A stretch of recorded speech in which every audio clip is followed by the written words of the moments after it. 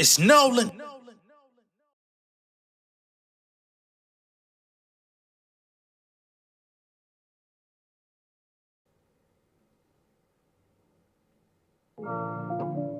Diamond on the grind since my spit. Putting all my time in the right way.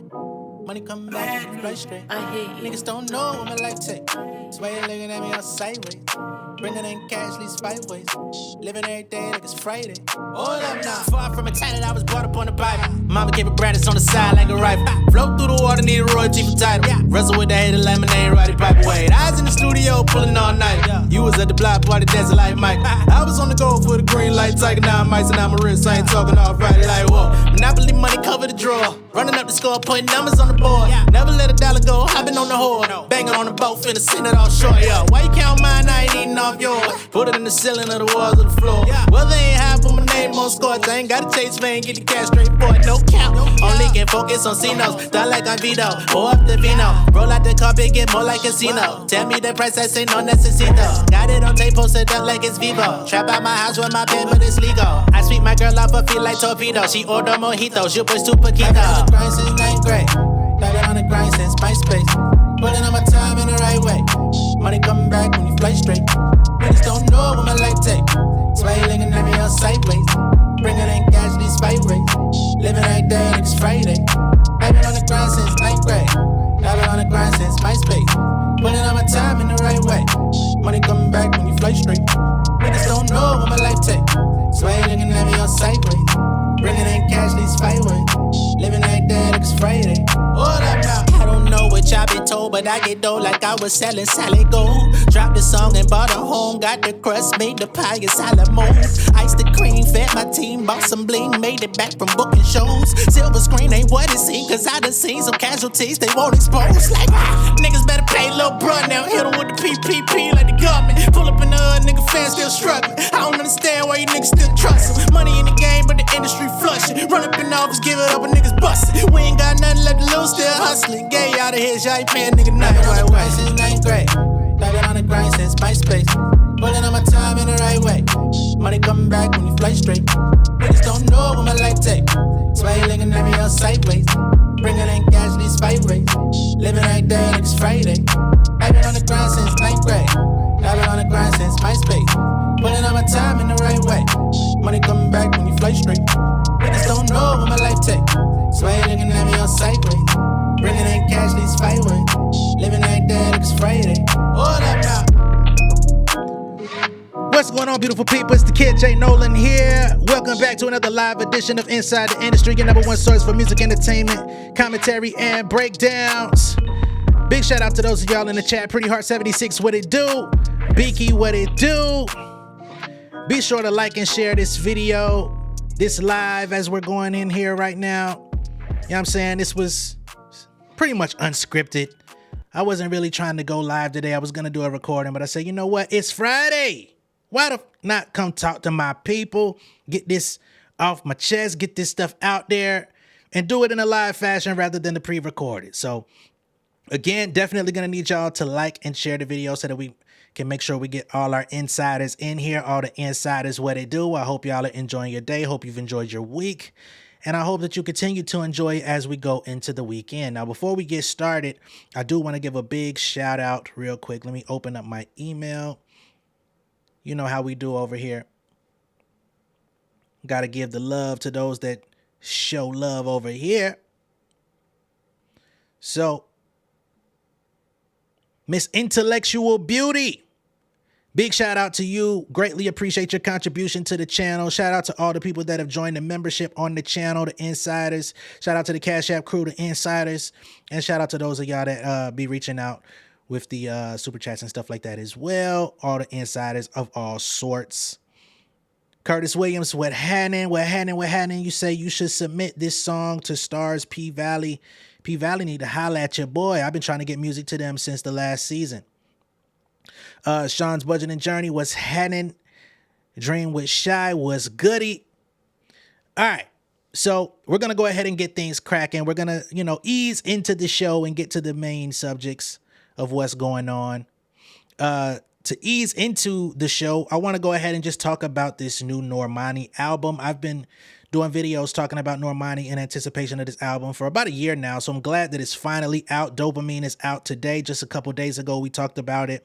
We also talked about a songwriter that was begrudged because one of her songs got used on the project, or she thought one of her songs was going to be used on the project. Unfortunately, it ended up not being on the final track list, but I hope the label still gives her love. Hopefully the label still allows her to get the song back so she can put it out herself, since they're not going to use it. And oh my goodness, big shout out to Pretty Heart 76 with the super chat. Happy Friday. We greatly appreciate you over here. Woo, shit. Y'all starting me off on a high note for real. Greatly appreciate that. So, gonna talk about some of my favorite records from the album. Overall, I think it's a solid project. When I listened to it last night, I wasn't all the way convinced. I'm gonna be honest with y'all. But as I listened to it further coming into today, I put my big boy headphones on and listened to that motherfucker, man. The shit actually pretty solid. Okay. So big shout out to Normani with Dopamine. The songs that I liked on the album, I like Big Boy, the intro. Definitely has a catchy hook, hard beat. Y'all know I'm a hip hop guy, so anytime I hear one of them hard beats with some R&B, I'm good to go. You know, that track gave me early to mid 2000s Neptunes, Timbo vibes. Even Polo the Don, who came a little bit after them, he kind of patterned his style off of what they were doing, kind of gave me that Polo the Don, Carrie Hilson, Pussycat Dolls type shit too. So I like that record. I liked Still, which sampled Still Tipping by Mike Jones, Slim Thug and Paul Wall, which of course is a tribute to her hometown, Houston, Texas. I fucked with it. The first time I heard it, that was one of the ones I wasn't all the way convinced about. But it also has like some low-key Travis Scott vibes in terms of the production and ad-libs on there. I think the song is good as it is. But I also would have liked to have heard a feature on there. That's just me. I'm a hip-hop nigga. You know what I mean? I be wanting to hear what the fuck nigga got to say on some rap shit sometimes. Shout out to Lena Storm. Shout out to Lala Brown. I see y'all in here. Be sure to like and share the video. We live right now. So we need to get some people in here. Lexi G, thank you. Vicky says, it's great. I wish she could have dropped a year ago and used Wild Side as the single. That Gunna record didn't make sense as a single. Yeah, it didn't do much for me. I like the Gunna record a little bit more now, but I wasn't crazy about it when it first dropped. I like the song All Yours. You know, it was another one of those that grew on me. I don't love the ooh ah thing going on in there, but overall I like the song. I like the vibe. I like the verses more than anything on that. Candy Paint. That's a song that she's been trying to get out for the last couple of years. The label wasn't letting her drop it as a single years ago, but they finally did. I'm not sure why it took so long, but I fuck with it. I think there should be a actual music video for that rather than her dancing on social media for it and shit like that. I saw some people that were critical of that record. I like it a lot. Of course, the production on there fits my, you know, my little fancy. I like Grip, which is another one where she shines. Still in that Timbo vein. And then, of course, like Biggie said, 159 featuring Gunna. Wasn't crazy about it at first, but in the course of the album, I actually do fuck with it. I still don't feel like it needed Gunna on there. To be honest, I still do feel like it drew a little bit too much inspiration from Aaliyah, which was already done by Normani with Wild Side featuring Cardi B. So I'm hoping that she's able to kind of find her own style, kind of get away from that Aaliyah vibe. And it's not that, you know, you can't tap into Aaliyah vibes, but sometimes I feel like new artists in the game, they try to use that as a cheat code to try to, let me do the Aaliyah aesthetic real quick. Let me get a Timbo beat. Let me flip a Timbo beat because it's not Timbaland track. But shout out to Normani. Shout out to Tommy Brown, who did the bulk of production on that project. If y'all don't know who Tommy Brown is, he actually used to produce for Ariana Grande. He also used to produce primarily for Victoria Monet. He was actually in a relationship with Victoria Monet for quite some time. They split a few years ago. And I guess some of the music that they worked on ended up on this Normani project because Victoria even has writing credits on a couple of the records. And some of the records also give me Victoria Monet vibes. So I'm quite sure some of the stuff that she scrapped ended up in these sessions. All right. But again, overall, I like the album. Beaky says, I wanted a Meg feature. That would have been dope. That would have been dope, actually. Really, on the Steel record, on the Houston tribute joint. I think Megan would have slid on that. Big shout out to Honey Love. What it do? What it do? All right. So had to get the music portion of the show out the way real quick with the Normani album. I know Anderson .Paak and Knowledge got the new record out. You know, they got their No Worries tandem duo that they do. I still got to sit through that album. I wasn't crazy about it on the first listen, but I got to run that bit back a little bit. So I'll let y'all know how I feel about that later. But yeah, that's where we at with it. Okay. Now, next up, we're going to get into Scarlett. Apparently, Scarlett came out and she issued an apology today for twerking. I've never seen this shit in the history of music, in the history of hip hop, in the history of femininity, that a woman had to come out and apologize for twerking. What the fuck going on, man? Honey Love says, happy early Father's Day. J Nolan, all the fathers in the chat. I greatly appreciate that because y'all might not see me on Father's Day, so I greatly appreciate that. We'll see. I might tap in with y'all later in the day once I get everything else out the way, you know what I'm saying, with chilling and shit. But I greatly appreciate that. But yeah, I've never seen a female rapper twerk and have to apologize to the fans. This shit is crazy to me. So apparently she's got a record that she's dropping. It actually came out today. She wanted to, instead of making like super hardcore music forever, she wanted to try to do something a little bit more upbeat. Something a little bit more ladylike, I suppose. She's still growling on that motherfucker. But, you know, she wore some Twerk Team shorts in the video, all this type of shit. You know, she wanna shake a little ass, man. And unfortunately, the people that have been following her journey thus far have been extremely disappointed by her making this move. They saying, hey, Scarlett, please don't be influenced by the industry. Don't sell out. What the hell is Swizz Beatz doing? So she came out with a few words for the people. Okay, here we are. Let's go ahead and pull up Scarlett and her apology for getting a little twerk action on in her music video. This shit is wild to me, folks. But this is where we at in the game now. Hey guys, so there's a few things I would like to address with my supporters. I know a few days ago, y'all saw me shaking my booty on the internet. I want to say I apologize to all of y'all and anybody I offended. I did not mean to. Now, I know everybody's like, no, we don't want you doing that, da-da-da. I understand that, right? Like, I'm not just out here just wilding. Like, let me tell y'all one thing. No one's forcing me to do anything. Promise that. I come up with these things in my head, like these crazy ideas, and I want you guys to like grow with me. Don't put me in a box. I'm always gonna give y'all that street shit. I mean, I'm the best to do it, right? And we all know that. So like, don't ever worry about that. I'm gonna always give y'all what's needed. I'm gonna always feed the streets, cause you know, the streets is hungry. But I wanna like tap into what's in me and let it out. It's something in me that just wants to come out. Shout out to my team and my label. Like, I want to say, like, I appreciate Swizz Beatz and my label for, like, allowing me to explore as an artist. You know, like, having creative freedom to just do what I want.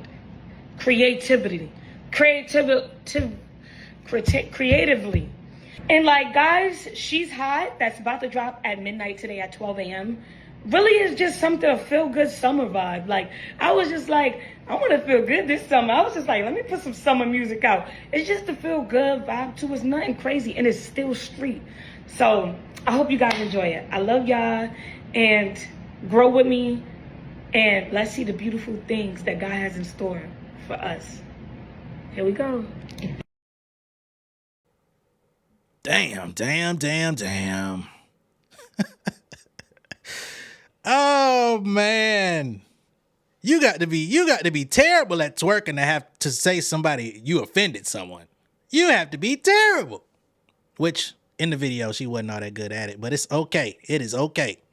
You know, hopefully she get a little guidance. Hopefully another one of these little ladies out here that's in the industry, give her, you know, a little 2-hour tutorial. She'll get it right next time, man. God damn.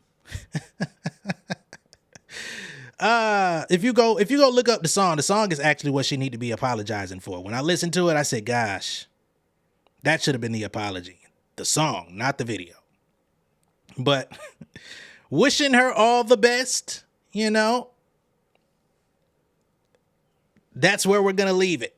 I just thought that shit was extremely odd. I've never seen nobody do that ever in hip hop.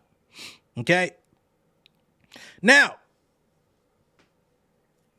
before I got on today, I saw Yes Jules, formerly of Kanye's camp, come out and say, I could never imagine someone I looked up to and spent so much time around treating women this way. I didn't know what the hell she was talking about. It got retweeted all up in my timeline on Twitter. But apparently, news has broken about Kanye West and Diddy allegedly SAing some young ladies once upon a time. Okay? The young lady in question right now, we're talking about Miss Nikki Heaton. Right? So Nikki Heaton comes out making scathing allegations against Kanye and Diddy after Lauren Piscata's lawsuit. Now, we talked about Lauren Piscata about a week ago because she used to work for Kanye. And apparently he was sending her explicit videos and photos. And he hired her to work at his company, Yeezy, as a designer and an assistant. And he started overstepping his boundaries in the workplace with her, right? And Miss Nikki Heaton, who also used to work with Yeezy, she comes out and says that she was a witness to some of those things, and she also was a victim in other situations, okay? So this article I've got here, they say Kanye West found himself in the news for negative reasons after singer-songwriter Nikki Heaton accused him and Diddy of SAing her and her former manager, Lauren Piscata. Nikki's allegations come days after Lauren, Kanye's former assistant, filed a lawsuit against him. In Lauren's lawsuit, she accused him of harassment, contract breach, and wrongful termination. She was supposed to receive $4 million while working for him and never received none of it. Lauren claimed that Kanye sent her lewd texts and masturbated while speaking to her on the phone. She also accused him of pleasuring himself in front of her after trapping her in a private room on his plane. I didn't know about that part. God damn. This nigga crazy. This nigga nasty. Might have to take you out back with Diddy. However, Kanye then countersued Lauren. In his suit, he denies all allegations against him, tagging them as baseless and backed by ulterior motives. Kanye's legal representative accused Miss Lauren of blackmail and extortion after he allegedly turned down her sexual advances. So he's trying to put the onus on her, saying that she was coming on to him. He turned her down. Now she's coming out selling false dreams and false stories. Days after this countersuit, Lauren's former associate and singer, Miss Nikki, went on Instagram Live to make startling allegations against both him and Diddy. As I stated before, during this live session, she also corroborated Lauren's claims. Now, I didn't even know who Miss Nikki Heaton was. So let's get into who she actually is. Nikki Heaton is a singer-songwriter who found fame after being discovered via YouTube. She used to post acoustic guitar covers of notable hip-hop songs. She released her debut single, Bad Intentions, back in 2014. The single made it to Billboard charts and was also certified gold by the RIAA, which is the basically the company that counts all the record sales, you know what I mean, in simplest terms. And they certify plaques for artists. So she's not some nobody who's just jumping off the porch, never heard of before. She's actually someone who's found success in the music industry at some level. She also has an EP of the same title called Bad Intentions and a mixtape titled The Bedroom Tour Playlist, which she released in 2016 after going on the Bedroom Tour. In 2018, she released another EP called Starting Over. Okay. Now, during her IG live, Nicki claimed that Lauren was her manager. She said they fell out because they were in two different places in life. She explained that she almost lost her love for music after having negative experiences in the industry. However, Lauren was always more into the business side and kept going until she realized some things for herself. Okay. So now what we're going to do is go ahead and pull up Miss Nicki's video and allow her to actually explain all of these things from her own perspective, right? I don't want to just paraphrase everything when she came out and actually said it. Big shout out to Virginia. Thank you so much for happy early Father's Day. And shout out to thank you so much. Intellectual Beauty, I just shouted you out at the top of the video too. Thank you. So let's go ahead and pull up Miss Nicki Heaton and hear what she has to say, shall we? And once again, be sure to like and share the video so that we can get more of our insiders in here. But yeah, let's go.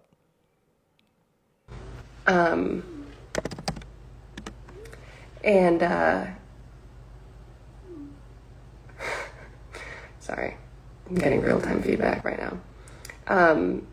Yeah, so all of a sudden, like, people were reaching out and wanting to work, and I was 19 years old. Like, I had just left home. And working with my manager, and we were in LA and doing all these crazy things. And all of a sudden I got a call one day and it's like, hey, like, Kanye wants you to come to the studio. And we were just like, what? Like, Kanye knows who I am? Like, what? This is crazy. So we go. And this happens like multiple times. Like, you can find it if you go back and find headlines, you'll find proof of it. Like, we were working with Kanye, and he was like, I want to know what you're doing in your new music. Like, I want to hear your tracks. I want to play you mine. I want to know what you're doing with this fashion stuff, because like your style is like so fucking cool. And if you go in deep dig enough, like, he said it publicly, like, you and LP were, you know, the muse for Yeezy season 1, because like he went back and asked, like, oh my god, you guys are like so fucking cool. Like, you wear like shapewear is real clothes, like, that's so dope, like, blah blah blah blah blah. And like, had his people go through my wardrobe, and he wanted me to be the model for Yeezy season 1. And I went and I flew there and I did all this shit, and I was like, I'm not fucking doing this. Like, there was something just not right about it. Anyway, every time we would go to the studio with him, it was like, yeah, he wanted to work on music, but there was something just like fucking weird about it. Like, he would pull up his laptop and he would have like bookmarks of all of our pages and like our Instagrams, our Snapchat, Twitter, all of that, and like our pictures saved. And even now, like, even like a year ago, I'm still getting DMs from people in the industry like, yo, like, me and Kanye used to sit in the studio for hours talking about you and your manager. Like he was obsessed with you. And I was like, whoa, okay, crazy. Anyway, back to me being 19 years old. This was probably the last time that we went to the studio. We got a call. It was late. We were living in LA. And we get a call, and it's like, hey, like, Ye wants you to come to the studio. And we're like, cool. Like, why? And he's like, he wants to work on music. And we're like, that's great. And so we go. And it's like somewhere in LA, some studio we've never been to before. And we show up and walk in. And it's, we're there to work on music, right? Like, that's why I'm here. And we walk in, and it's Kanye and it's Diddy. And, you know, a couple of people that we know, men, you know, an executive that worked with Kanye, Kanye's engineer, and Kanye's cousin. And we walk in and we're like, okay, cool. And it's immediately, I was like, there's something not right. There's something not right about this. Because we walk in and there's 9 other women there. And don't kill me for this, because this is what they call them. There were 9 studio hoes there. Like, I'm all about women's rights, do whatever you want to do, but don't shoot the messenger. That's what they call them. Women who show up to the studio in their full club outfit at the studio. It's like, they're only there for one reason. They want to leave with someone who's there. And they're called studio hoes. That's just what they're called. And there are 9 women there. And we're like, that's weird. I thought we were here to work on music. And like, we were invited, like, I was invited as an artist and my manager. So I'm wearing like fucking XXL sweatpants and like a giant hoodie. I look like a fucking slob. And like, you know, my manager's there in her usual suit, like black leggings, black zip up. Like, we're just like, this is strange, but okay. And we walk in, and there's all these ladies there wearing their club gear, and Kanye and Diddy are already like out of their fucking mind, just like completely fucked up, drunk, but probably something else. And we're like, okay, but like we were invited as artists, like maybe these girls are gonna leave and we're gonna work on music, like let's just walk in and just, yeah. Immediately I felt like there was something weird, because, you know, there's always drinks, there's always, you know, the vodka and the mixers just like sitting on the table, but we walk in and immediately Diddy hands me a drink, Kanye hands Lauren a drink, and we're like, that's weird. Like, why are they serving us? And I don't like to drink. Like, I don't like alcohol. I don't like the way that it like makes me feel. It makes me feel sick. So, but my manager, since the beginning, she was just like, I know you don't like to drink, but if someone famous hands you something to drink, even if you don't want it, just like hold it and like pretend, because you don't want to seem rude. And I was like, okay. And it was like a vodka cranberry, and I was like, oh, gross. And so I'm just standing there with my back against the console, just like pretending to sip this drink. And I'm like, I'm not fucking drinking this. This is gross. And my manager was sitting across on this couch with Kanye's cousin, and then the other girls were sitting next to her. And immediately I was like, there's something fucking wrong. Like, I couldn't explain it. I didn't know what to do. But I just like felt that there was something not right. But I didn't fucking know what to do. I was 19 years old, like just left home a year ago, new in the industry. Yeah, I didn't know what to do, but I knew that there was something wrong, basically. And I was standing there pretending to sip this drink, and my manager was sitting across from me. And, you know, if you know about like my past and like us being together, like she's very much reserved. And people would always say like, oh, she's such a bitch. She has like a resting bitch face. And it's because she has like a severe like social anxiety. Like she just wants to like sit in the corner and like tap on her phone and like not talk to anyone. So she's not a bitch. She's just very shy. And I see her across the room holding her drink. And it was weird because I noticed as I was standing there just kind of just like wondering what's going on. I'm going to pause for the calls here just for a second. Y'all noticed she said she was 19 years old and they gave her a drink at the club? Find that interesting. I'm going to pull up part 2 now.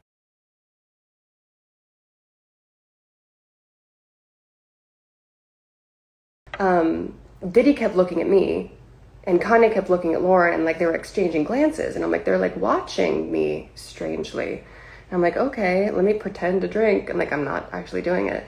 And like that seemed to like make them happy, like me like pretending to like join in. And immediately I'm like, there's something fucking in this drink. There's something in this drink. And I didn't know what to do. And I like, my manager was like across the room, but like close enough, but like not next to me, so I couldn't like whisper to her. But I wanted to tell her, I'm like, hey, don't fucking drink this. There's something wrong with this. But I couldn't. So I reach for my phone and I start to type, and Kanye takes the phone out of my hand and he's like, who are you texting? Like, you don't need to text anyone. Like, we're having a party. And I was like, okay. And he like puts it on one of the speakers. And I'm like, fuck, now what do I do?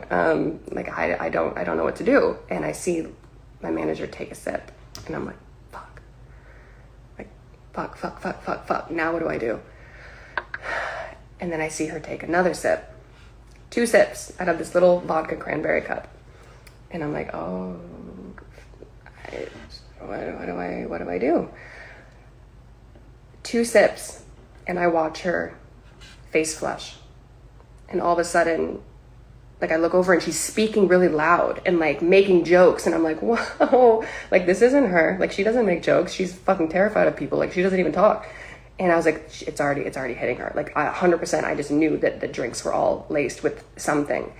And she starts like almost being like belligerent a little bit, but not in like a crazy way, just like really enjoying herself. And I'm like, that's not her. That's not her. She doesn't even want to be here. Like, this is weird.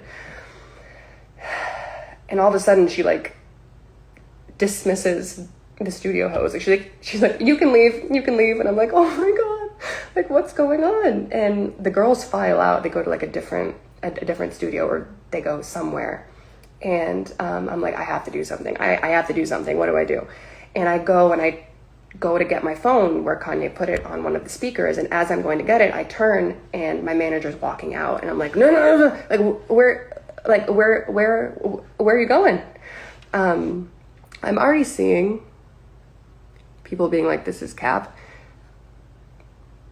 What do I have to gain? Let me just ask you, what do I have to gain? I'm in a fucking farm in the middle of nowhere. I'm not in the industry anymore. I'm not filing a lawsuit, so I'm not getting paid.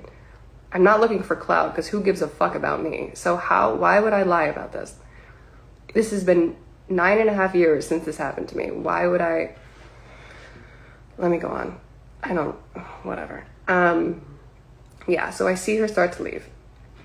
And I'm like, where are you going? And she's like, it's fine, I'm just going to the bathroom. And I was like, no, stay. And she's like, it's right there, I'm just gonna go to the bathroom. And I was like, okay. And she walks out.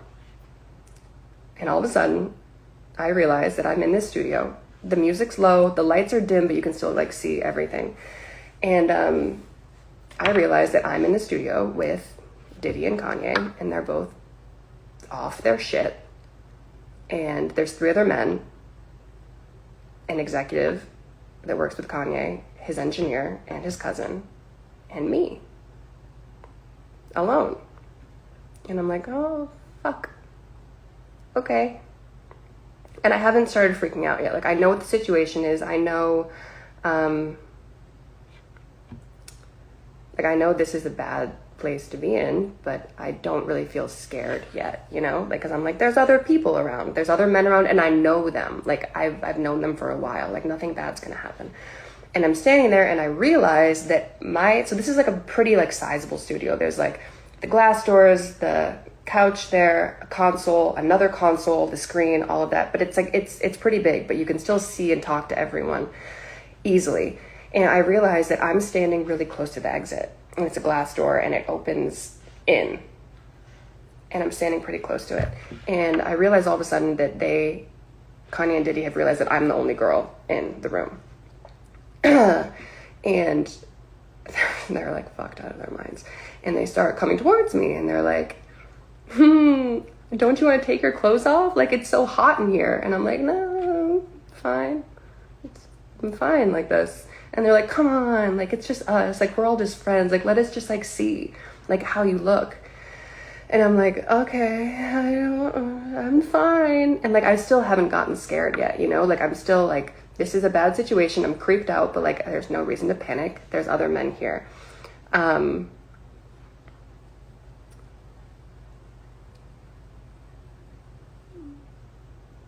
on a second.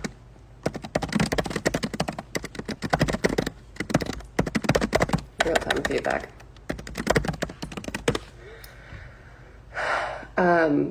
Yeah, so they're coming towards me and I'm like, okay, this is fucked. I don't know where my manager is. I don't know where anyone is. And they're coming towards me more and they're trying to like take my clothes off. And I'm like at that point where I'm like, this is not good, but I'm like still trying to like play it off. Just like, stop, you guys are fucking stupid. Like, get out of here. Like, don't touch me. Like a little bit scared.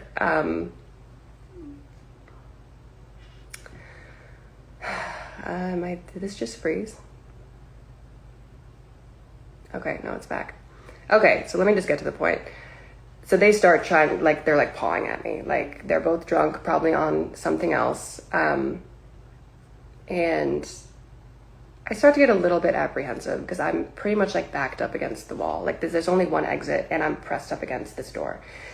And I'm still not completely terrified yet, but I'm like, you guys stop, like, stop.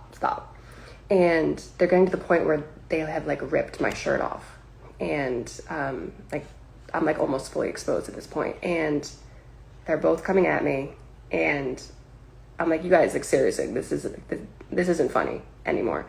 And I look to my left where his executive is. Like, we know him pretty well. Like, we've been around him a lot. He's literally 3 feet away from me. Like, if I reached and he reached too, like, we could touch. Like, he's that close. And I look and I'm like, hey, like, I give that look where I'm just like, come on, like, step in, like, this isn't cool, like, you're a grown man, like, you're like 50 years old, I know you have a family, like, you know this isn't right, like, do something. And this is the part that for as long as I live, I will never fucking forget. It isn't actually the aspect of being sexually assaulted. That's not what haunts me. It's this. It's as these two grown men were pawing at me, trying to take my clothes off, I look over to this man asking for help, and I literally mouth the word help. And we lock eyes. And he looks away.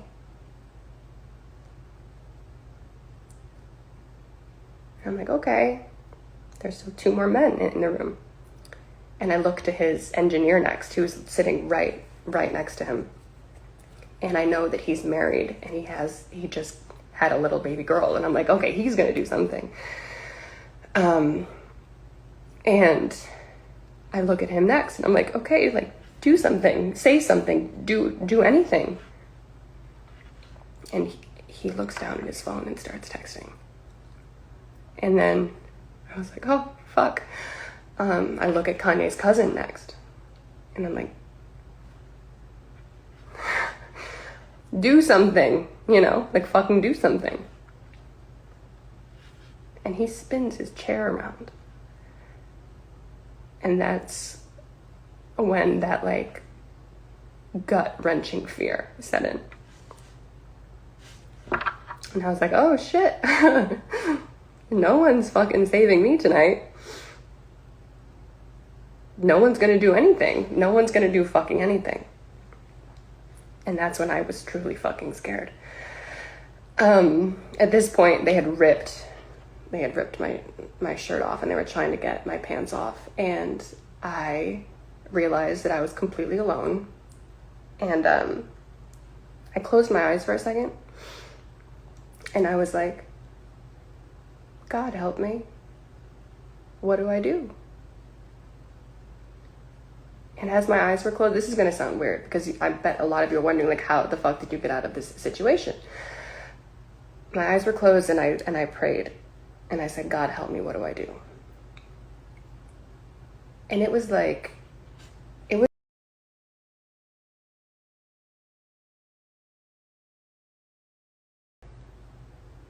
God help me. What do I do? And as my eyes were closed, this is going to sound weird, because I bet a lot of you are wondering, like, how the fuck did you get out of this situation? My eyes were closed, and I prayed. And I said, God help me, what do I do? And it was like clear as day, I heard this in my head. And it didn't make any sense. I heard, go towards them. And I was like, oh, fucking great. The one time I asked God for help, Satan answers, because why the fuck would I go towards these two predators who are sexually assaulting me? Like, why would I do that? And then all of a sudden it clicked. My back was up against the glass wall. I could not go any further back. That was the only exit. He said, go towards them. They were already drunk off their shit. They were fucked up. So I lunged forward. I stepped forward. And it, like, threw them off balance. Like, they were like, oh, you know, and, like, they stepped back at least 1.5 feet. And the moment that they did, I reached behind my back, I pulled the door, and I slipped out, grabbing my clothes.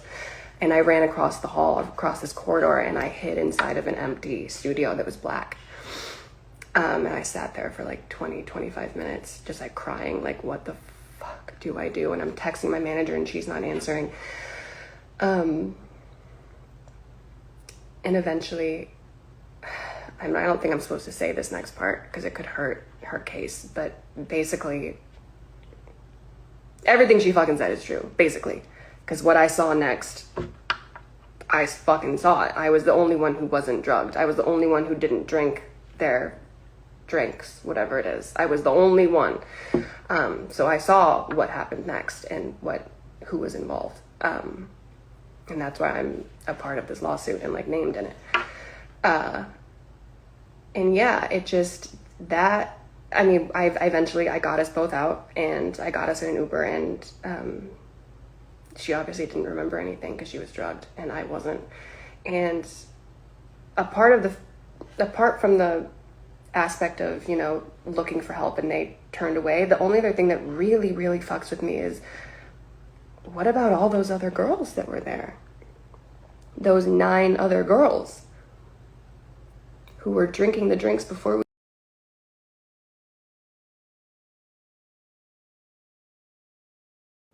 All right, so that's all that particular blog had from that video. But y'all heard enough of that. So she was there, and then remember, somebody put it in the chat. Kanye initially reached out to her, basically saying that she was a muse for his Yeezy Season 1. If y'all can remember Yeezy Season 1, the clothing and all that stuff, that was a few years ago. And she says you can even look it up. He made a public statement saying that she was one of the muses for Yeezy Season 1, her and LP. LP is Lauren Pisciata. So there we have that. All right. So that's her personal account.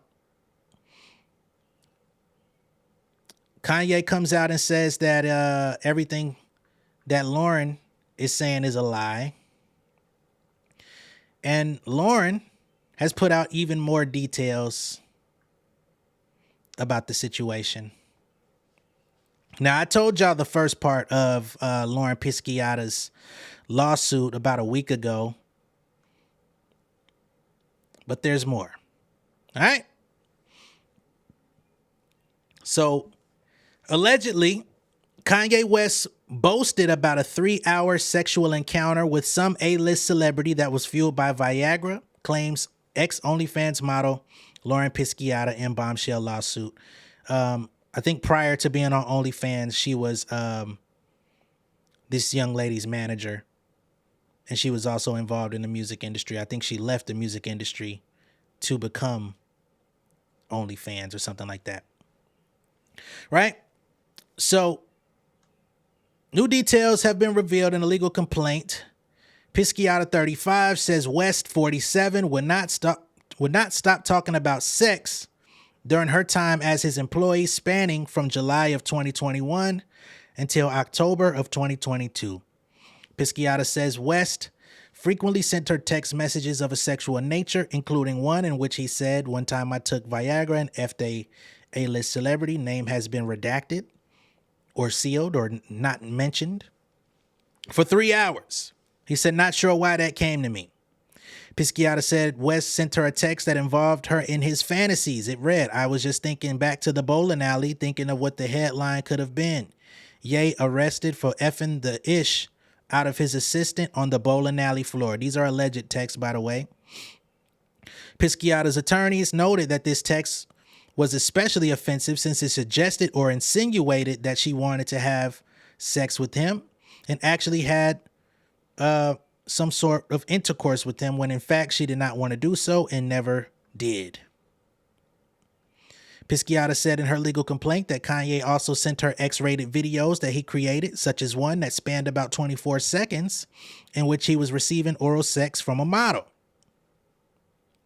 The video was followed by a text conversation wherein Kanye asked Pisciata if he should edit the video because he wanted to make sure his wang wang looked big enough on camera. Okay, he expressed ongoing hang-ups about the appearance of his genitalia in the sex videos, per Lauren's lawsuit. In one instance, he cropped his penis out of the frame because he said it did not look big enough to send to one of his friends. This nigga weird. Pisciata said that he frequently spoke of how he wanted to have relations with the mother of one of his Yeezy employees and for that employee to observe it. He said in a screenshot of text included in the complaint, "I want you to watch me F your mama." Pisciata told the court that West once asked her to visit him at Nobu, a Malibu hotel that he was staying at, under the false pretense that he needed his Netflix login credentials. West later admitted that he only had her come to this hotel because he wanted a hug for his birthday. Some creepy shit, y'all. Pisciata said in her legal documents that West's offensive and abusive conduct toward her occurred at the Soho warehouse in Los Angeles in early 2022. In the incident, a male and female guest visited a studio. She told the court, with West telling the male guest that he could have relations with her if he allowed him to have relations with the female guest. So I'm guessing this is the same incident that Miss Nikki was talking about at the studio. West told the male guest that Pisciata had great coochie, her legal team said, adding that it insinuated that they had previously had intercourse. Pisciata said West recruited her to work for him at a time when she was pulling in 7 figures annually via her OnlyFans account. Pisciata said West went on to send her several graphic videos and texts, told her he had been playing with himself to the sound of her voice, and badgered her about the genitalia sizes of her past boyfriends, asking how big they were. Pisciata said she worked for West again from July of 2021 until October of 2022 when he terminated her employment after they agreed on a $3 million severance. Pisciata said in legal documents that he never made good on this payment. She said in her suit, she accuses him of harassment, wrongful termination, breach of contract, and hostile workplace. This is a lot. This is a lot of shit, man. She said when she initially crossed paths with Ye in July of 2021, at a time when he was working on endeavors in the fashion industry, she told the court that she had collaborated with him on a trio of songs from his studio album Donda. She said that she maintained her lucrative OnlyFans account until the summer of 2022 when he requested that she get rid of it as he wanted her to have a godlike image. She told courts that he offered her $1 million of annual incentive just to get off of OnlyFans and work exclusively for him. We talked about this before. She said in her documents that he commenced with the series of graphic text messages and videos again, and incorporating scenarios involving race play and cuckoldry. One alleged text sent says, "See, my problem is I be wanting to smash," and we're using modified language here. "I be wanting to smash, but then after I smash, I want a girl to tell me how hard they been smashed while I'm smashing them. Then I want her to cheat on me." This is supposed to be direct quotes. One text sent by Kanye into the court docs, according to the outlet, said, "Is my ding racist?" Wow.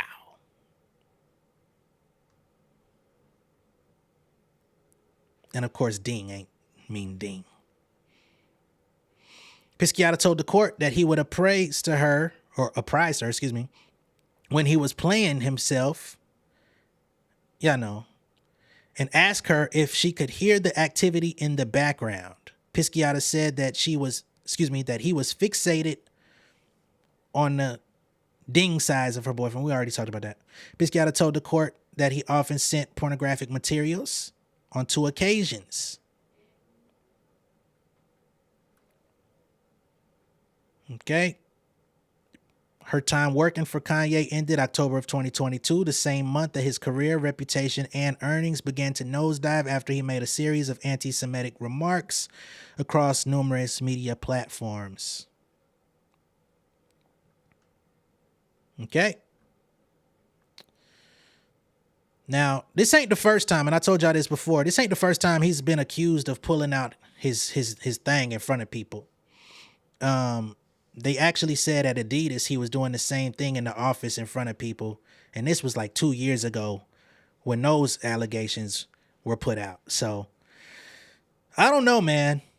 As much as I've enjoyed this nigga's music over the first half of his career, I haven't really enjoyed any of his shit for the second half. If any of this shit is real and true, this nigga got to go. Him and that nigga Diddler need to be in the same motherfucking cell.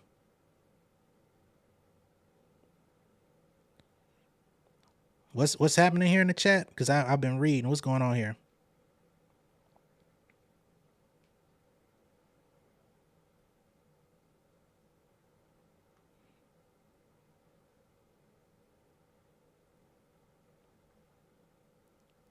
I don't know what's happening. Let me see.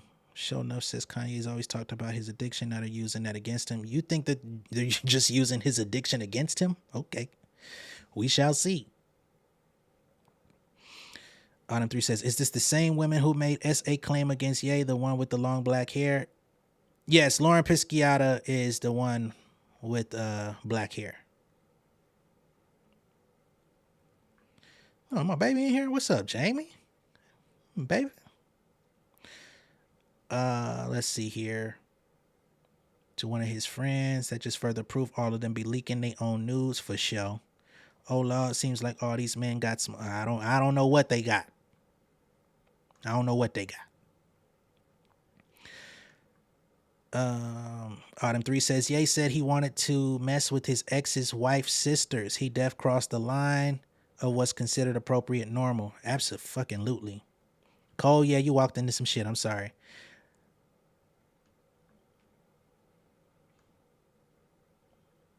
Kanye couldn't think saying the things he said about that group. He was going to go unscathed. Well, yeah, he should have thought about that.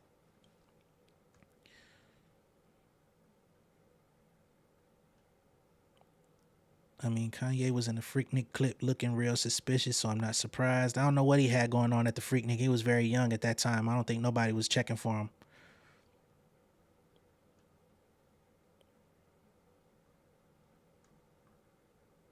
All right, I'm just trying to get caught up on the chat real quick. I saw some J Nolan. He was accused of playing corn, not whipping his. That's not entirely true. They had multiple accusations of him at Adidas. One was of him whipping his ish out. Another one was of him playing corn in the office.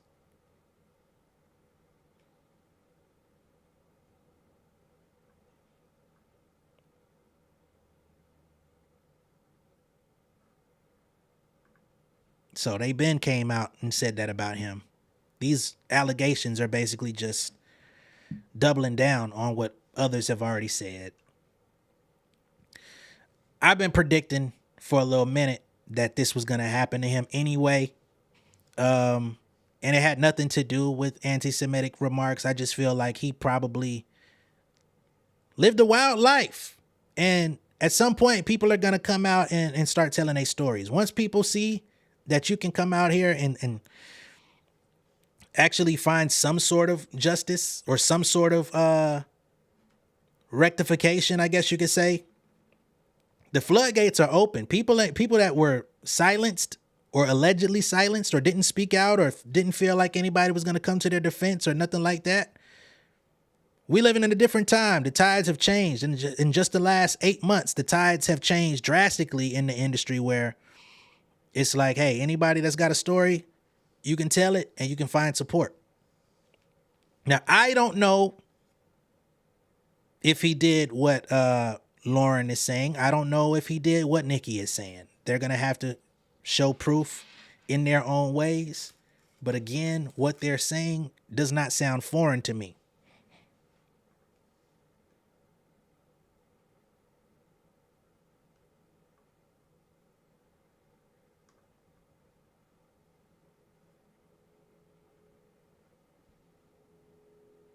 Does not sound foreign to me at all.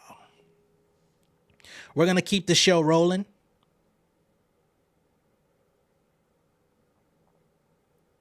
Going to keep the show rolling. Now, it seems that the Foxy Brown, Lil Kim beef is still going in 2024. Talk about played out. Oh, talk about dusted and disgusted. Okay.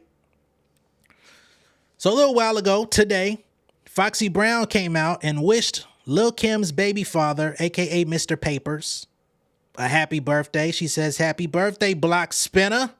20 years later, ha! At Mr. Papers. So perhaps they had a little fling 20 years ago, and now he's spinning a block, catching back up with Foxy Brown. Nonetheless, this guy, Mr. Papers, his last public relationship was linked to Lil Kim. They had a child together back in 2014, and as of 2021, at the bare minimum, they were still together. Now we know Lil' Kim has a new guy now, and I think he's substantially younger than she is. So I guess when she found some new, he went back and got some old. Wow. This shit crazy, man. So Mr. Papers comes back and he leans into the narrative and he says, "Daddy love you, mama." Now y'all know, niggas can't be calling themselves daddy over no woman unless something going on, man. I've never really subscribed to that shit. I never thought that shit was cool. Never thought that shit was fly. But you know, everybody's ideology is different. You know, what people are attracted to, that shit ain't got nothing to do with me. But he said, "Daddy love you, mama." He wants some of that ill nana, I guess. But as this weirdo activity is happening in front of all of us, I said, man, what the fuck is the source? What is the source of their beef to begin with? I've never really heard a lot of information about what the hell was the problem between Foxy and Lil' Kim to begin with, right? They both from Brooklyn. I thought they, at one point, were at least cool, cordial. I thought they were friends at one point. But shit, made me do a little bit of searching. So if you go back to the 90s, Foxy and Kim actually did a source cover together. Never thought about this shit. But it's out there now. Hold on. Y'all give me a second, because I got to get this motherfucking source cover. Wow.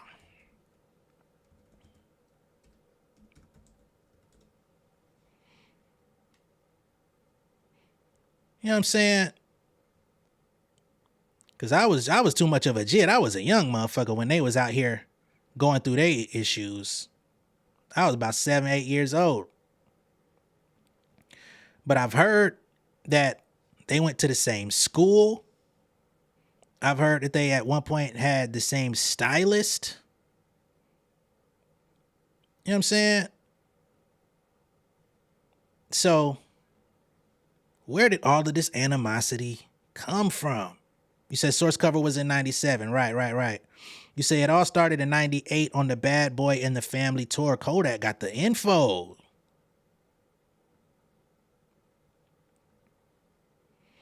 So this is the source cover that they were on together.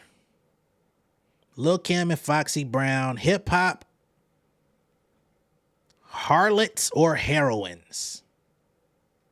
Ooh, shit. Big shout out to Lexi G. I greatly appreciate it. What you got here? Says, you sent a super sticker. Thank you. I appreciate it. Shout out to Lexi G. This is an exclusive. I see they trying to sell this for a pretty penny on goddamn eBay. Yes, this will be my first Father's Day. Thank you. I appreciate it. So let's go back in time, shall we?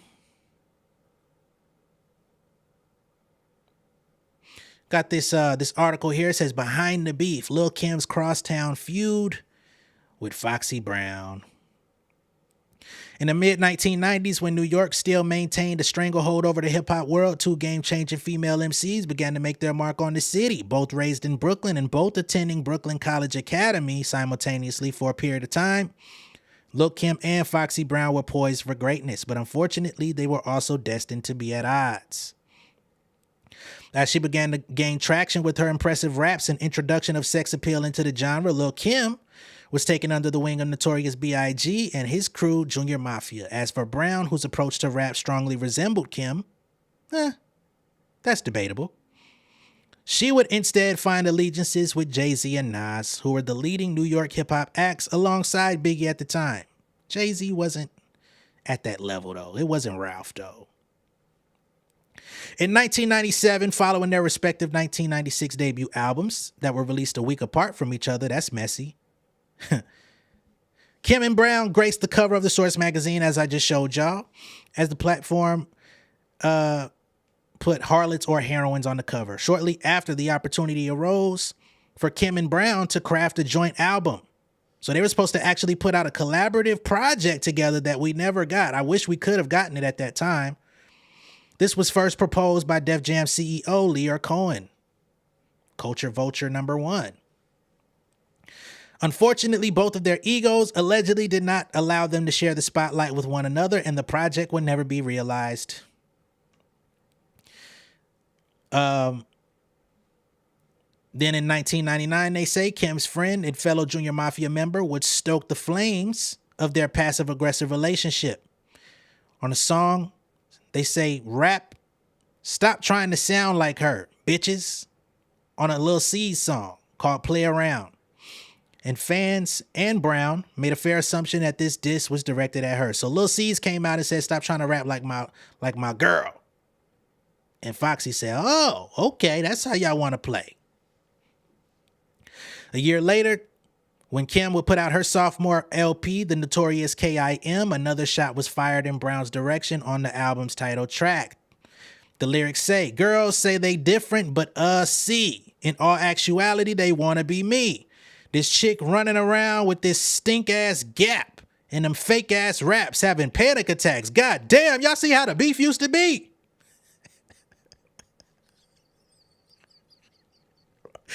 Oh my God, with a stink-ass gap? Fuck. She says, you ain't a star, and your record company know that. How you make all this money, get this far, and blow it? I'm a businesswoman now, so I'm not concerned. I'd bet on Lil C's before you and your firm. Now, y'all know Foxy Brown was a part of the group called The Firm, right? Nas, AZ, Core Mega, Nature, and Foxy Brown. Approximately 5 months later, Foxy came out and took the opportunity to stand up for herself, dissing Kim on a feature on a CNN, aka Capone and Noriega song called Bang Bang, where she jumps back. She says, you talk slick. Fuck is all that sneak shit. You and Diddy, y'all kill me with that subliminal shit. So she took shots at her and Diddy at the same time. Bitch. Why is you fronting and kicking that street shit? Please impress me. Go back to that freak shit.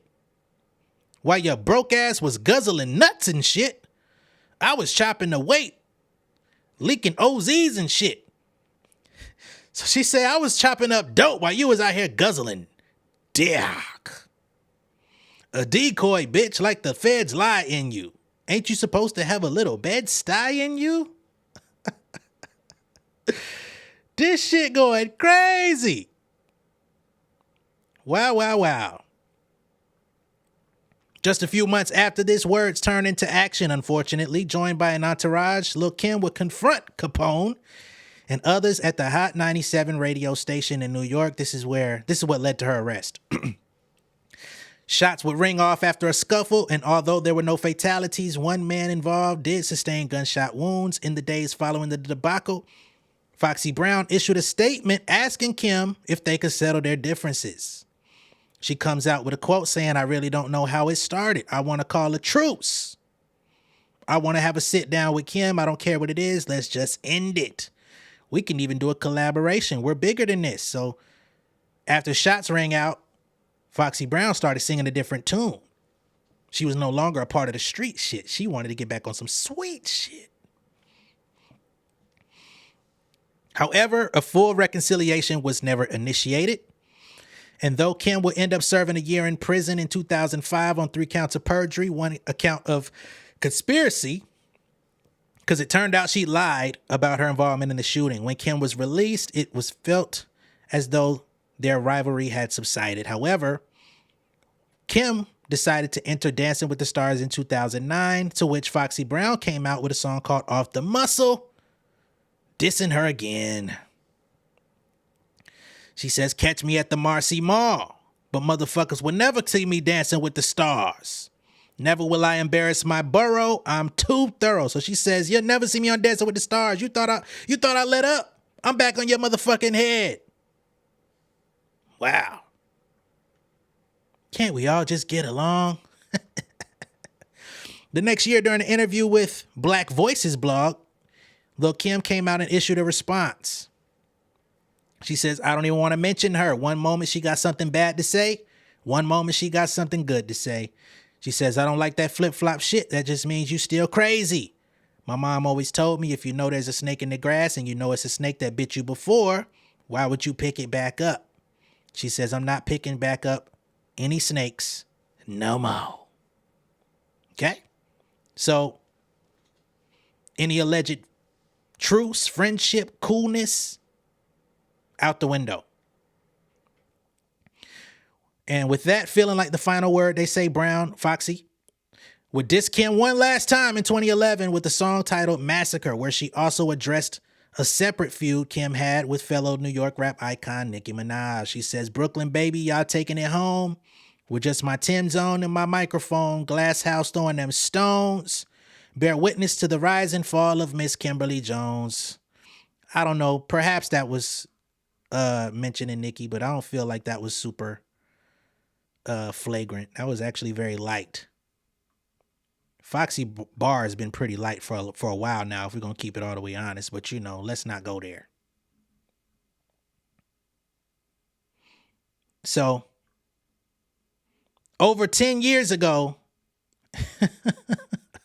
the beef was put to rest. They stopped releasing records or started putting records out sparingly. You know what I'm saying? Not very much.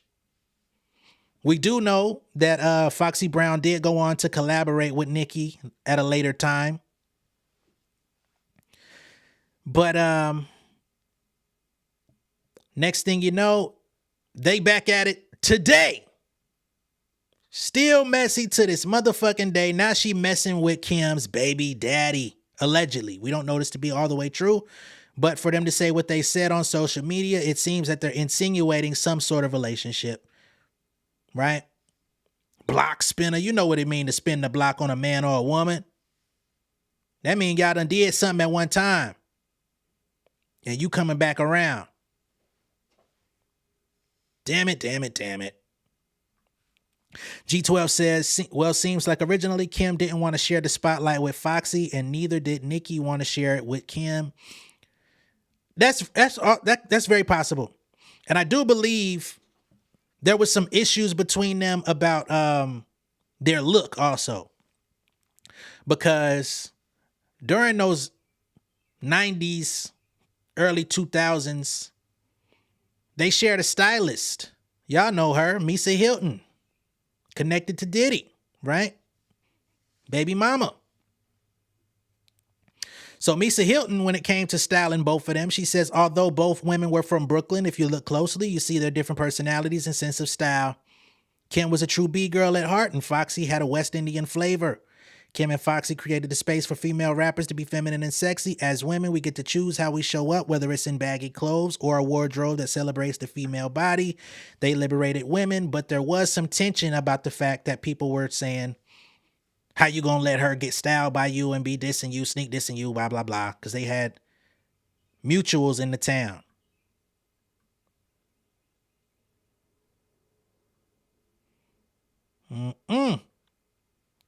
To my knowledge, I don't think Foxy Brown has kids, but I can't say that for sure because I don't know.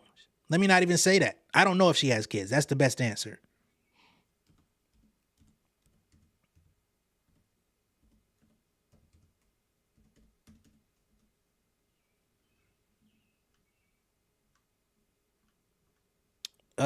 Actually, she does. She at least has one daughter.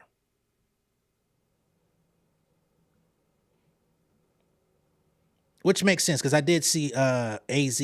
Now it's ringing a bell. I did see AZ saying that he saw her and her daughter recently. So, yep. Nonetheless, whether she got kids or not, she say, I'm spinning a block on yo nigga. Fuck what I got going on. Fuck what I got going on. You know what I'm saying? It ain't about me having a kid. I might have a kid with the same nigga just to be patty. Hopefully not. Oh, man.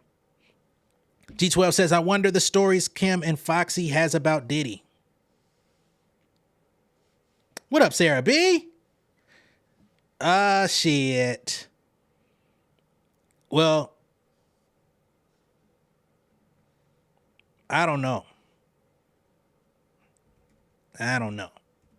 while I'm here, I guess I can try to see if she's issued any statements about Diddy.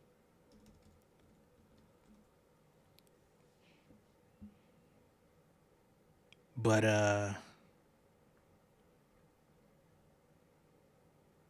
let's see. And I'm gonna wrap up soon. if she had a kid with her baby dad, hey man, when you're laying down, if you out here laying down, you can't always control what comes out. So you taking chances anytime you play that game. So apparently Diddy allegedly thought Lil' Kim was too pretty to be a rapper. I've seen this said once before, but I don't know what her gripes may or may not be towards Diddy. She always speaks on Biggie, but I haven't seen a lot of what she has to say about his ass. In 2011, Lil' Kim came out and said her and Diddy were no longer on speaking terms. She was hurt after up-and-coming rapper Nicki Minaj took a shot at her on Diddy's song, Hello, Good Morning. She also mentioned that Diddy never visited her when she was in jail. She said, I'm bothered by his actions because I rolled with Puffy to the bitter end and still would have rolled with him. Puffy never came to see me in prison, not one time, didn't write me a letter, didn't say here's a number to call, nothing.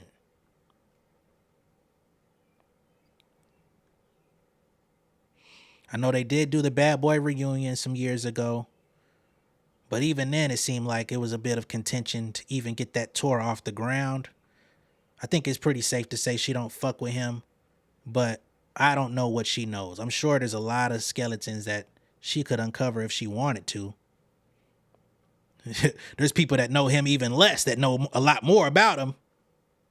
So there's that on that. Oh shit, my camera fucking up. Damn. Hold on, y'all.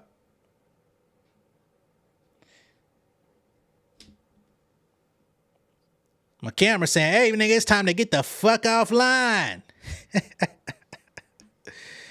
Oh, man, y'all give me a second. All right, we back in. My camera says, it's time, nigga. You been on for an hour. Get the fuck offline. Names of me, says, why do I get the feeling all the OG Bad Boy artists want to take their secrets to the grave? They've been real silent since Diddygate. Yeah. I'm quite sure they would want to keep all of this shit to themselves because they don't want to out their role in the situation if they have any. So, yeah, it might be in their best interest not to say nothing. You say Kim stay talking about Biggie like Jada stay talking about Pac. Hey, hey. It's what it is. It's what it is. Bow and Arrow says she made a happy B-Day post to him before the Diddy video came out. Oh, she did. Wonder how she feels today. I heard he kept telling her she wasn't pretty enough, and that's why she got so much work done. I don't know. That quote said that he said she was too pretty. I don't think he took her seriously as a rapper. And if we're gonna go off of allegeds, they say that's why Biggie began putting hands on her. But that's alleged. Well, she came out and said the shit herself in a radio interview that he was putting hands on her.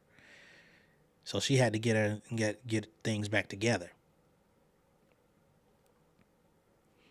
So he got something on her or she owe him money. Kim and Foxy, I hope Cardi and Nicki ain't like those two. I'm sure they will be. Them 90s ninjas pipe game must have been serious because hell nah, I don't think it's all about the pipe. I don't think it's all about the pipe. I'm be honest with you. I think it's way deeper than that. If we're talking about the 90s, I know we look at the 90s with some gleaming nostalgia. But behind all that gleaming nostalgia, them niggas had some very dark personalities, had some very dark ways about them. Back in the 90s, it was still niggas in control, if you know what I mean, in the household. the patriarchy was very much strong. So I'm going to leave it at that because I don't want to, just be throwing shit around on people's name. But yeah. Kodak says he definitely took her seriously. Kim used to ghostwrite for Diddy. Now, I'm going to have to check the credits on that. Hold on.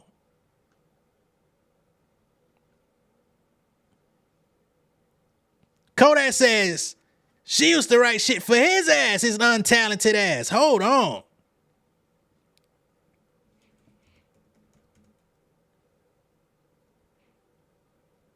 What albums is we talking about here where Kim was writing his shit?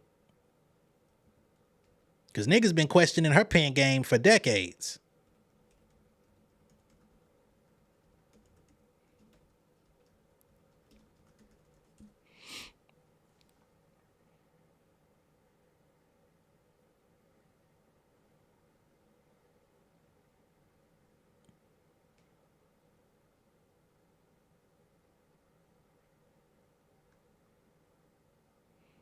What's Kim government name? Kimberly Jones? Yes, Kimberly Jones. That's it. All right. As of 2023, Lil Kim says she has written for other artists, including Diddy. OMG. Lil Kim has revealed that she's written songs for other artists, including Diddy Combs, back in his All Up in the Video days. In an interview with Double XL that celebrated her iconic status in the game, the Black Friday rapper compared her repertoire to that of Michael Jackson. Oh, shot. And revealed that she once wrote for the famous multi-hyphenate. She says, to me, my albums start from Notorious K.I.M. because hardcore is a classic. It's just something different. It's a staple. It's monumental, like something that's just in a museum.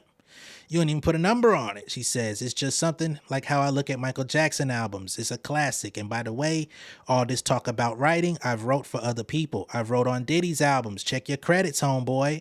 Whoever his name is. I just learned about some guy that was talking smack. Do your homework, El Stupido. As it turns out, despite Lil Kim's earlier claims dating all the way back to 2014 that Biggie wrote all her raps, she was in fact a prolific songwriter on some 1990s rap classics. One such example, according to Vibe, is her little-known songwriting credit on What You Gonna Do, which was released on the 1997 album No Way Out by P. Diddy and the Scramly. I'm going to call them the Scramly because they've been sitting around watching this shit for years. But while Lil Kim isn't afraid to demand respect from the youngest in the game, one rapper who was quick to pay tribute was Coi Leray. Okay, we're getting into something different here. So we at least know at least one record came from that goddamn pen.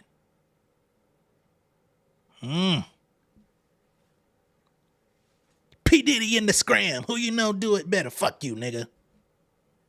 Non-talented ass. All right. So we've been on for almost an hour 20. I greatly appreciate everybody coming in and tuning in. Theme Gad says The Life of Pablo was a good album from the second part of his career. Kids See Ghost too. I disagree. Life of Pablo had some good beats. It had maybe a maximum of 3 good raps to me. 30 Hours, he sounded good. No More Parties in LA, he sounded good. And that's about the last time I gave a fuck about what that nigga was rapping about. But to each their own. If you enjoy Yeezy work, that's cool. Kids See Ghosts had some cool beats. As quiet as it kept, she even wrote for Lil Zane. Oh, damn. So you mean to tell me Lil Zane was out here trying to rap like Tupac and Lil Kim was out here writing his raps?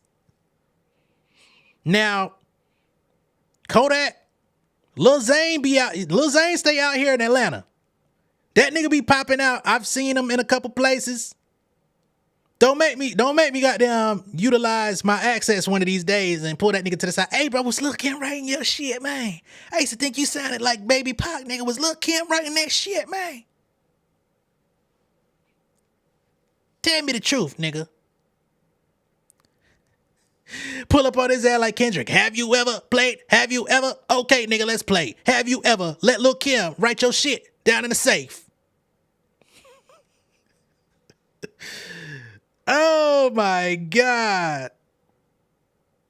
Shout out to Kodak, boy. He got all the fucking Snapple facts on Lil' Kim. We need that today. Damn. Hit him with the, damn, son, where'd you find that? Lala Brown says, oh, no wonder you got the Snapple facts.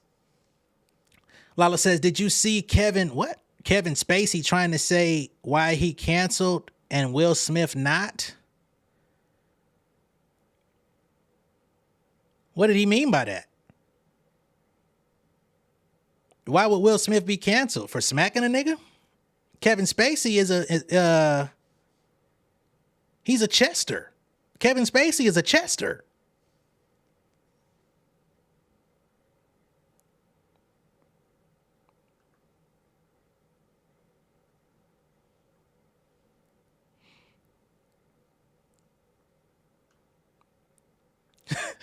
Shout out to Lexi G once again. Happy early Father's Day. I greatly appreciate it. Thank you so much. Pull up on his ass with the have you ever. Thank you, Sarah. I'm still goddamn. I'm befuddled about Kevin Spacey talking about why he's canceled and Will Smith ain't. Y'all niggas ain't do the same shit, man. What the fuck? You are a Chester, nigga. You are in a Cheetos bag. I ain't even trying to be funny, nigga.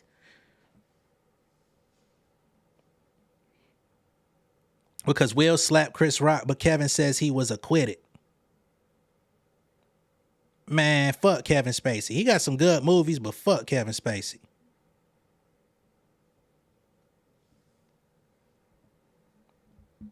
That nigga played a Chester in a couple of them movies too, now that I think about it.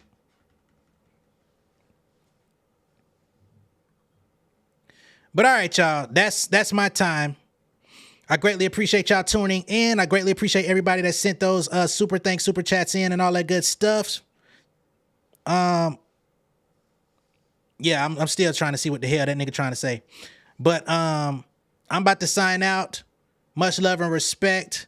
Be sure to like and share the video. If this is your first time seeing me on YouTube, go ahead and subscribe to the channel. Hit the post notification bell for all updates, and I will be back with y'all most likely tomorrow. Sarah B came through with the big one. Oh, shit. Sarah B says, happy Father's Day with the super chat. Oh, man. Shout out to Sarah B. Shout out to Sarah B and her husband. I greatly appreciate y'all. All right. Peace.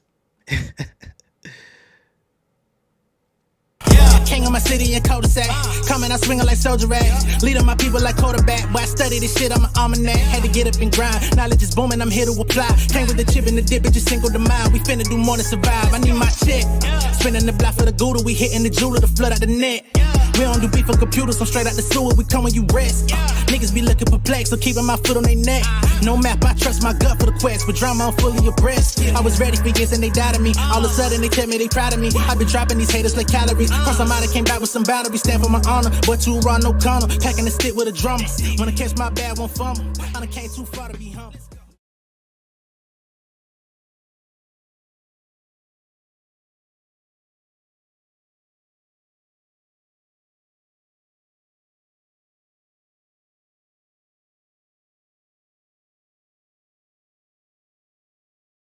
Well, I say throw it in my wallet. I take it. Man, I done came up at the bottom. Got fresh like I just hit the lotto. They say money can't fix all your problems. Well, I say throw it in my wallet. Goodbye.